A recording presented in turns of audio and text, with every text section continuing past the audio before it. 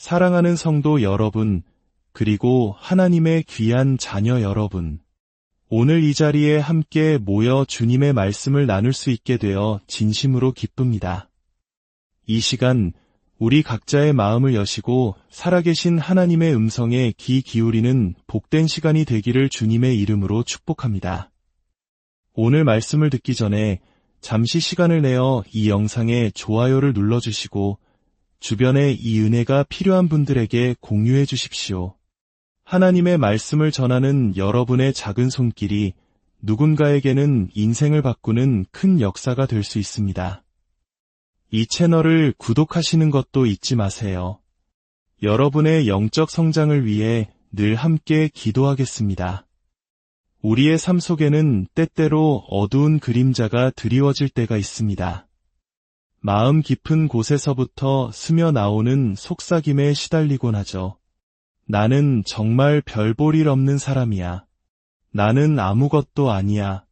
그리고 내 곁엔 아무도 없어. 혹시 이런 생각에 사로잡혀 본 적 있으신가요? 우리 중 많은 이들이 이런 거짓말에 고개를 끄덕이곤 합니다. 이것이야말로 사탄이 우리를 무너뜨리기 위해 사용하는 가장 오래되고 강력한 무기입니다.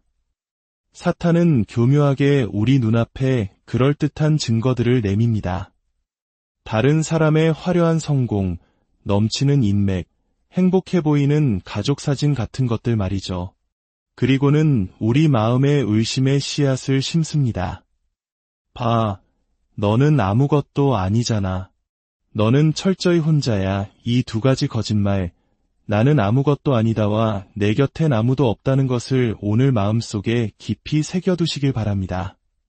마치 영적인 탐정이 된 것처럼 이번 한 주간 사탄이 당신의 삶에 이 거짓말을 어떻게 속삭이는지 예리하게 포착해 보십시오. 그리고 그 속삭임이 들려올 때, 아, 바로 이것이구나 하고 깨달을 수 있기를 바랍니다. 우리는 종종 다른 사람과 자신을 비교하며 스스로를 초라하게 만듭니다.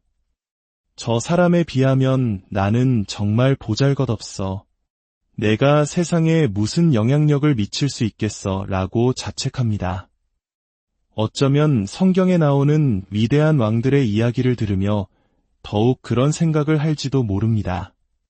목사님, 성경 속에서 한 도시를 재건하고 회복시킨 위대한 왕에 대해 설교하시는데 그게 저와 무슨 상관이 있습니까? 저는 당장 다음 주에 아이를 학교에 한 번이라도 제 시간에 데려다주는 것이 목표인 평범한 사람인걸요. 아이를 제 시간에 등교시키는 것, 그것이 제 인생의 성경 구절이 될 판입니다. 사탄이 당신에게 너는 아무것도 아니야 라는 거짓말을 심는데 실패하면 그는 다른 전략을 사용합니다. 바로 내 곁엔 아무도 없어 라는 거짓말이죠. 하지만 성경은 우리에게 다른 이야기를 들려줍니다. 열왕기하를 보면 성경은 특정 왕들에 대해 이야기하며 3번이나 반복해서 놀라운 표현을 사용합니다. 그가 바로 그 사람이었다. 처음 이 구절을 읽으면 우리는 이렇게 생각할 수 있습니다. 나는 왕이 아닌데 군사력을 지휘하는 사람도 아닌데 이 말씀이 나와 무슨 상관이 있을까? 나는 사람들에게 커피 심부름조차 신뢰받지 못하는 사람인데 분명히 중간에 쏟거나 주문을 틀릴 거라고 생각하니까 나는 결코 그런 대단한 한 사람이 될 수 없어. 그러나 저는 이 말씀을 계속해서 묵상했습니다. 제 자신의 삶과 하나님께서 저에게 맡기신 사명, 그리고 제가 섬겨야 할 사람들을 떠올렸습니다. 그리고 깨달았습니다. 우리 삶 속에서 나는 아무것도 아니고 내 곁엔 아무도 없다고 느끼는 바로 그 모든 순간을 위해 우리는 그가 바로 그 사람이었다는 이 말씀에 대해 깊이 이야기해야만 합니다. 성경에 등장하는 이 왕들은 사실 국가 전체를 완전히 변화시키는 데에는 기술적으로 실패했습니다. 그들의 통치에도 흠이 있었고 백성들의 우상 숭배를 완전히 뿌리 뽑지도 못했습니다. 하지만 성경은 그들의 업적을 분명히 기록합니다. 모든 것을 완벽하게 해내지는 못했지만 그럼에도 불구하고 무언가 옳은 일을 해낸 바로 그 사람이었다고 말입니다. 우리도 사탄의 거짓말에 맞서는 법을 배워야 합니다. 하나님께 기도하는 것이 물론 가장 좋은 방법이지만 때로는 사탄의 주장에 단호하게 저항할 필요도 있습니다. 사탄이 저 사람의 팔로워 수를 봐, 저 사람의 친구가 얼마나 많은지 봐, 저 사람의 경력은 얼마나 앞서 나갔고 얼마나 많은 돈을 가졌는지 봐, 너는 아무것도 아니야 라고 속삭일 때 우리는 단호하게 맞서야 합니다. 우리는 그 사람이 가진 돈이 얼마인지, 그가 입고 있는 명품이 혹시 빌린 것은 아닌지 알지 못합니다. 우리가 보는 것은 지극히 일부일 뿐입니다. 성경은 아사랴 왕에 대해 이렇게 증언합니다. 열왕기하 14장 22절입니다. 아사랴가 엘랏을 건축하여 유다에 복귀시켰더라. 그는 재건했고 회복시켰습니다. 그가 바로 그 사람이었습니다. 물론 그 역시 모든 것을 완벽하게 해내지는 못했습니다. 가나안의 신들을 섬기던 산당들을 제거하지 못했죠. 하지만 그는 엘랏을 재건하고 회복시킨 바로 그 사람이었습니다. 저는 오늘 이 자리에 계신 누군가에게 이 사실을 상기시켜드리기 위해 왔습니다. 당신이 바로 그 사람입니다. 하나님께서 당신을 통해 일하고 계십니다. 아마 이 말을 선뜻 받아들이기 어려우실 수도 있습니다. 너무 오랫동안 나는 아무것도 아니야 라는 생각에 젖어 살아왔기 때문일지도 모릅니다. 심지어 그것이 겸손이고 경건한 태도라고 착각했을 수도 있습니다. 나는 쇠하여야 하겠고 그는 흥하여야 하리라는 세례 요한의 고백을 오해한 것이죠. 하지만 여러분, 당신이 하나님께서 부르신 사명 앞에서 움츠러드는 것은 결코 하나님을 흥하게 하는 길이 아닙니다. 성경에 나오는 아사랴 왕, 그의 이야기는 매우 흥미롭습니다. 저는 아사랴라는 이름에 대해 더 깊이 연구하다가 놀라운 사실을 발견했습니다. 우리가 잘 몰랐던 이 아사랴 왕이 사실은 이사야서 6장에 등장하는 유명한 왕 우시야와 동일 인물이라는 것입니다. 아사랴는 그의 개인적인 이름이었고 우시야는 왕으로 즉위하며 얻은 이름이었습니다. 히브리어에서는 단 하나의 자음만 다를 뿐입니다. 이사야 선지자는 바로 이 우시야 왕 시대에 예언 활동을 했습니다. 그리고 이사야서 6장 1절은 이렇게 시작합니다. 우시야 왕이 죽던 해에 내가 본즉 주께서 높이 들린 보좌에 앉으셨는데 그의 옷자락은 성전에 가득하였고 바로 그 우시야 왕입니다. 이사야가 하나님의 영광을 목도하고 숯불로 입술이 정결케 되는 위대한 소명을 받던 바로 그 해에 죽었던 왕. 이 연결고리가 아직은 크게 와닿지 않으실 수도 있습니다. 하지만 잠시 후면 그 의미를 깨닫게 되실 겁니다. 지금 이 순간 한 가지 사실을 마음에 깊이 새기고 다시는 의심하지 마십시오. 만약 당신이 지금 하나님께서 당신을 통해 무엇을 하고 계신지 그리고 앞으로 무엇을 하실 것인지를 진정으로 안다면 사탄은 2번 다시 당신을 낙심시킬 수 없을 것입니다. 당신의 은행 잔고가 바닥을 보이고 자녀와의 관계가 소원하고 직장 생활이 힘들고 외로움에 지쳐 있을지라도 기억하십시오. 만약 하나님께서 당신을 통해 이루실 놀라운 계획을 당신이 미리 볼 수만 있다면 사탄은 당신을 포기시키기 위해 그 어떤 대가도 지불할 수 없을 것입니다. 당신을 패배시키거나 우울하게 만들 수 없을 것입니다. 우시야 왕은 16살의 나이에 왕이 되었습니다. 아직 준비되지 않았다고 느끼는 상황에 떠밀려 본 적 있으십니까? 원치 않는 무거운 책임을 져야 했던 적은요?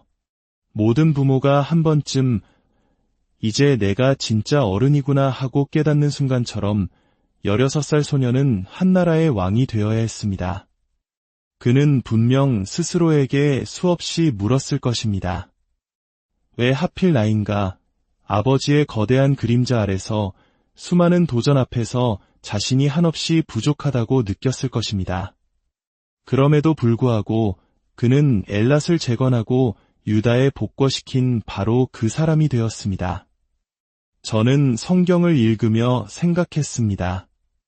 성경이 그의 수많은 업적 중에서도 특별히 이 일을 기록했다면 엘랏은 정말 거대한 도시였을 거야. 하지만 성경 지도를 펼쳐본 저는 놀랐습니다. 엘랏은 그리 큰 도시가 아니었습니다. 엘랏의 중요성은 그 크기에 있지 않았습니다. 바로 그 위치에 있었습니다. 엘랏은 홍해의 북쪽 끝에 위치한 항구 도시였습니다. 본래 이스라엘의 영토였으나 독립해 나갔던 에돔 족속의 땅에 있었죠. 우시야의 아버지가 에돔을 어느 정도 회복시켰지만 우시야는 더 중요한 일을 했습니다. 그는 항구 도시를 복원하여 유다의 국경을 넘어 무역이 이루어질 수 있는 길을 열었습니다. 바로 이 지점에서 우리는 중요한 영적 원리를 발견합니다. 우리는 종종 중요성을 크기나 지위로 판단합니다. 그러나 하나님께서 보시는 중요성은 다릅니다. 하나님께서 우시야를 기억하시는 이유는 그가 재건하고 회복시킨 것 때문이었습니다. 그가 재건한 것은 눈에 보기에는 작았을지 모릅니다. 하지만 그것은 항구 도시였기에 매우 중요했습니다. 항구가 다시 열리자 배들이 드나들기 시작했습니다. 상상해 보십시오. 무역과 경제, 교류가 활발해지며 나라 전체에 새로운 활력이 넘쳐나는 모습을 말입니다. 우리 삶에도 이와 같은 항구 도시가 있습니다. 겉보기에는 사소해 보이지만 원수가 우리를 집요하게 공격하는 지점들이 있습니다. 원수는 그것이 우리 삶의 항구라는 것을 알기 때문입니다. 만약 당신이 이 작은 하나를 바로 세우고 회복시키고 통제하고 다시 흐르게 하고 작동하게 하고 열리게 하고 재건할 수만 있다면, 그래서 우리는 결코 우리 눈에 보이는 기회의 크기만으로 현재 우리가 처한 상황의 중요성을 판단해서는 안 됩니다. 만약 당신이 안다면 제 삶에도 그런 항구들이 있었습니다. 대학 시절 저는 설교자가 되라는 부르심을 느꼈지만 아무도 저를 설교자로 불러주지 않았습니다. 그때 제 삶에 바로 그 사람이 나타났습니다. 대학 식당에서 우연히 만난 한 선배였습니다. 저보다 먼저 사역의 길을 걷고 있던 그에게 저는 다가가 말했습니다. 저도 선배님처럼 설교하고 싶습니다. 그 선배는 제게 이렇게 말해주었습니다. 그래. 그럼 앞으로 나에게 설교 요청이 들어왔는데 내가 갈 수 없는 상황이면 대신 너를 추천해 줄게. 저는 부스럭이라도 감사히 먹겠다고 말했습니다. 그 선배는 저를 이끌어 주었고 여러 사역팀에 저를 소개해 주었습니다. 그는 제게 어떤 대가도 요구하지 않았고 공을 내세우지도 않았습니다. 그는 제 인생에서 너무나 중요한 사람이었지만 저는 최근까지 그 사실을 잊고 있었습니다. 그러니 다음에 사탄이 당신에게 내 곁엔 아무도 없어 라고 속삭이며 지독한 외로움으로 당신을 공격할 때 그 공격의 목록으로 맞서십시오. 분노가 아니라 하나님께서 당신의 삶에 보내주신 사람들의 목록을 떠올리며 맞서십시오. 나를 위해 기도해준 부모님, 나에게 처음 복음을 전해준 주일학교 선생님, 힘들 때 어깨를 두드려준 친구, 나를 믿고 기회를 준 선배. 그들이 바로 하나님께서 당신의 삶에 심어두신 그 사람들입니다. 그리고 기억하십시오. 당신 또한 누군가의 삶에 바로 그 사람이 될 수 있습니다.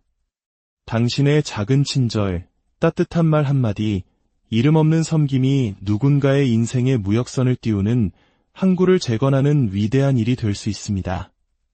당신은 결코 아무것도 아닌 존재가 아닙니다. 당신은 혼자가 아닙니다. 당신은 하나님 나라의 위대한 이야기 속에 있는 소중하고 중요한 바로 그 사람입니다. 사랑하는 주님, 오늘 우리에게 주신 말씀을 통해 우리 각자가 얼마나 소중한 존재인지 다시 한번 깨닫게 하시니 감사합니다.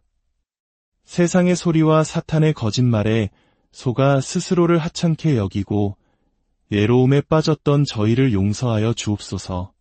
우리 삶의 작은 엘라들 재건하고 회복시키는 일에 충성하게 하시고 그리하여 하나님의 나라가 우리의 삶을 통해 확장되는 것을 보게 하옵소서.